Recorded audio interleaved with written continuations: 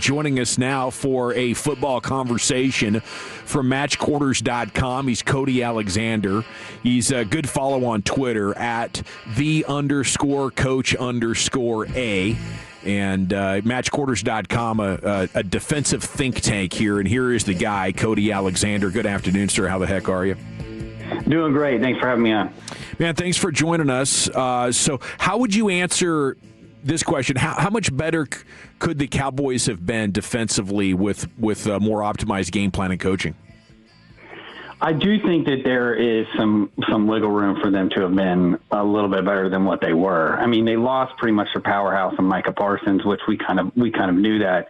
I thought there were a lot of problems in the secondary that typically when you get a lot of problems in the secondary, primarily focused on communication, a lot of that has to go with coaching. But the talent probably wasn't there where they wanted it, but it could have probably been a lot better than it was. Where did Matt Eberflus go most wrong? What do you think overall about his approach to trying to get this thing figured out? Well, I look at him in a sense of kind of, you guys aren't the Houston Texans. Houston Texans don't want to do very much. They pretty much have the least diverse defense, but they have a bunch of athletes that line up correctly. They run and hit. They do multiple different things. It looks simple, but there's nuance to it. I think what happened here is a lot of zone cover 3, which if you ask any offensive coordinator at any level of football, that's the coverage they want to see, with a very a changeup of cover 2, Tampa 2 based. This style has kind of been old, and you could see it was kind of getting older as the NFL meta has kind of flipped defensively and offensively really within the last 5 years.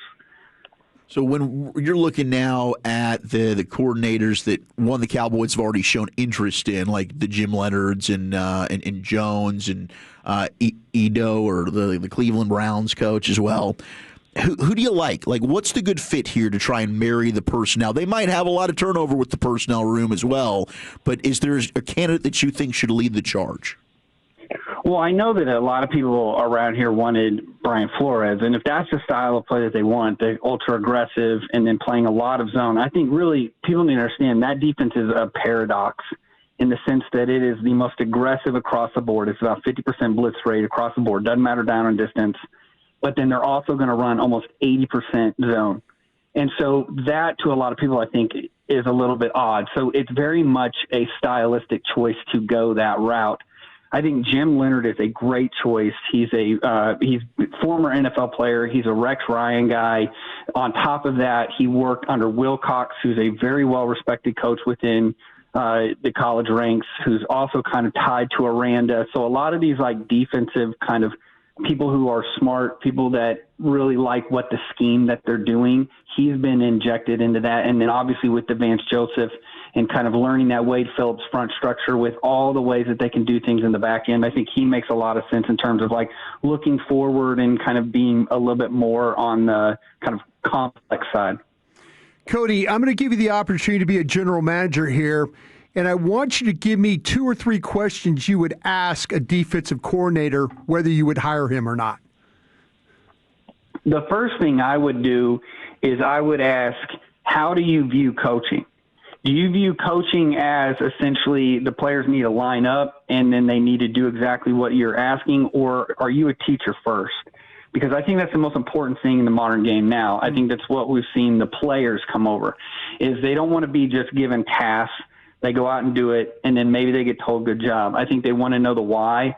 They want to know the how. They want to know the adjustments off of that. So I really want to know, first off, what are you going to do in terms of how do you approach these meeting rooms? Or do you approach them as a classroom, or you basically sit up there and you lecture them and you give them a playbook and then you tell them to go off? That would be my number one thing. Number 2, I would specifically ask, how do you tie the back end with the front? And the reason why you do that is because a lot of coaches are essentially learn one thing. They learn the front and run fits, or they'll learn coverages, but then they don't know how to fit the run. And I think you kind of can expose a lot of coaches with how do you tie things in from front end to back end? Do they work together? Are they divorced? And then if they're divorced, how do you match up and make sure at the end of the day everything flows together? I think that would be the second thing. And then the third thing I would just ask is, how are you going to approach the players from day one?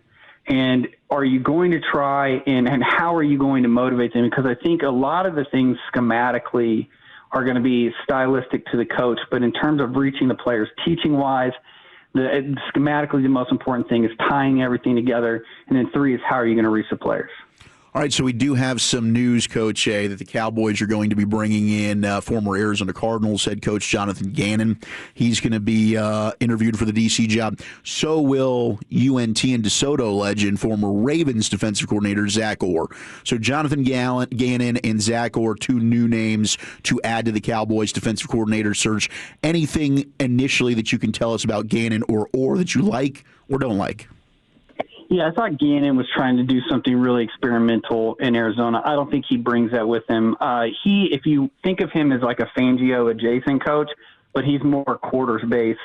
So you're going to see a lot of the same front structures, a lot of the same movements, but on the back end, it's going to be a lot more quarters instead of kind of they do a lot of cover 3. Everybody runs cover 3, but not as much as the cover 2, cover 6 rotations that you see. Or to me, it's interesting. A lot of conflicting things coming out of Baltimore with him is, okay, Dean Pease kind of cleaned the defense up last year, or was it Orr kind of figuring out and getting his feet? They struggled this year again, especially in the secondary. So, again, that's something that you want to make sure that you look at. You can't just run everything through Kyle Hamilton. What else were you doing? So those would be the things that I would say about those 2. It's Cody Alexander, matchquarters.com, here with us on The Fan. Cody, what do you make of the Cowboys? It seems like they're looking a lot at these passing game coordinators, the guys that are kind of familiar with the back end of the defense. How do you like that strategy for the Cowboys right now? I think that's just where modern football is right now. I mean, the quarterback is getting paid $50 to $60 million, and he's not getting paid that to then hand the ball off. I think we all kind of know that passing is the most efficient way of scoring in the NFL, and then also moving the ball around. Yes, you do have to run, but at the end of the day, it's the passing league. And I think that goes back to, if you're going to then meet where the offense is, you have to know how to defend them on the back end. And that's why you're seeing a lot more passing coordinators, a lot more defensive back coaches getting an opportunity to be coordinators, where a while ago it was pretty much you had to be a former linebacker coach or a former D-line coach because you had to stop the run. Now it's all about trying to stop the pass and then being innovative in the way that you're doing that. Cody, if I asked you about you're hiring a defensive coordinator, the next most important position on the defensive staff for you?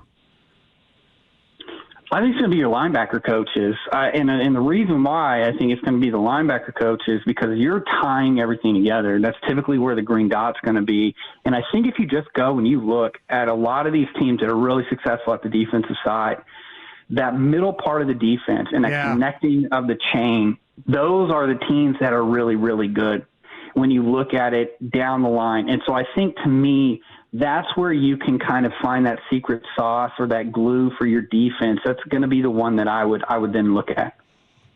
Cody, what do you think of the way the Cowboys offense handled different defensive schemes this year, like the Vikings game and how that thing played out? Do you end up analyzing it or have opinions rise to the surface while you're studying defenses on how some of the offenses are trying to solve it specific to the Cowboys?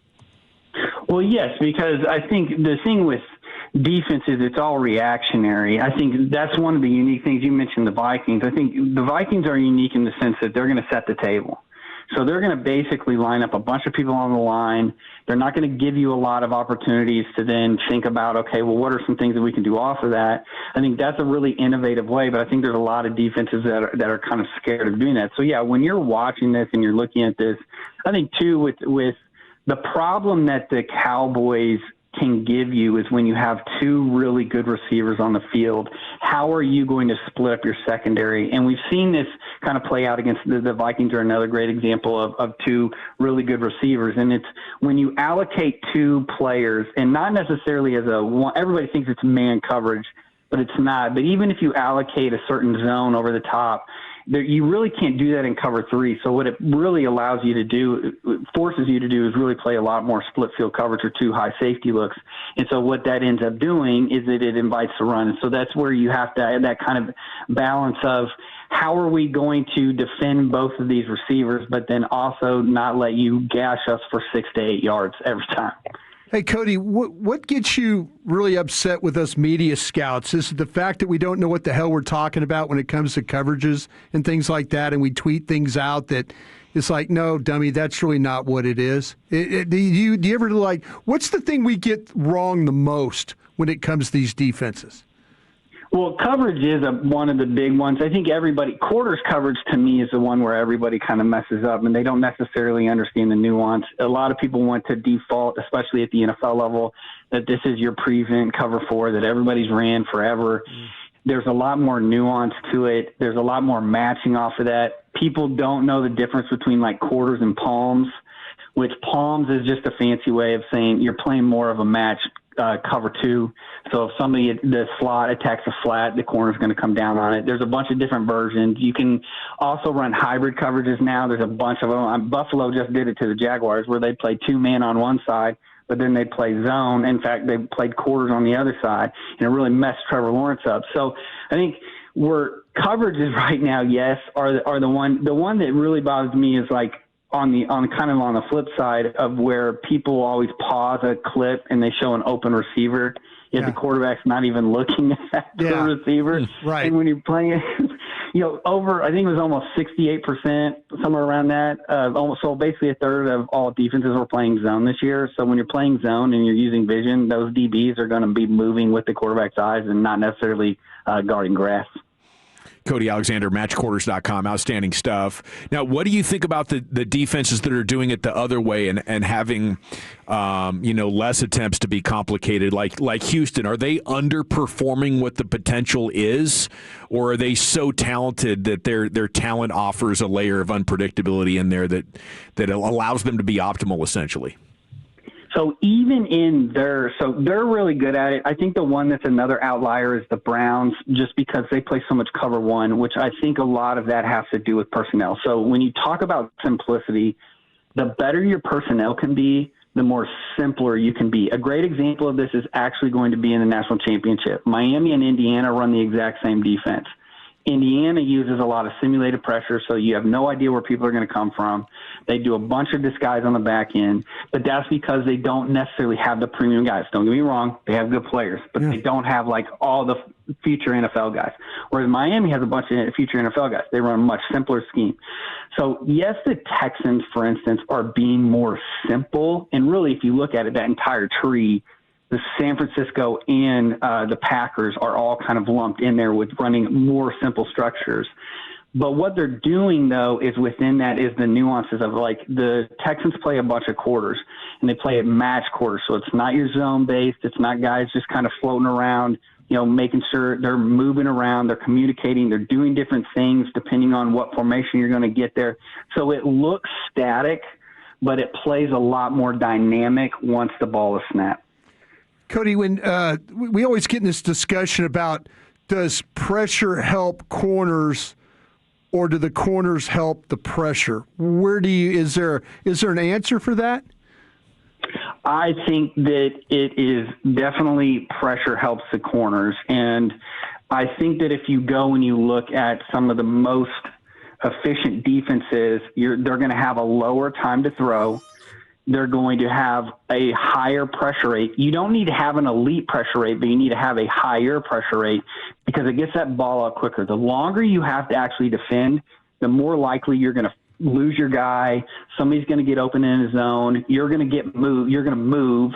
And so I think that, to me, the pressure has to be there. But when you can tie them both together, when you can get elite pressure with really sticky coverage, that's when you get that real special defense.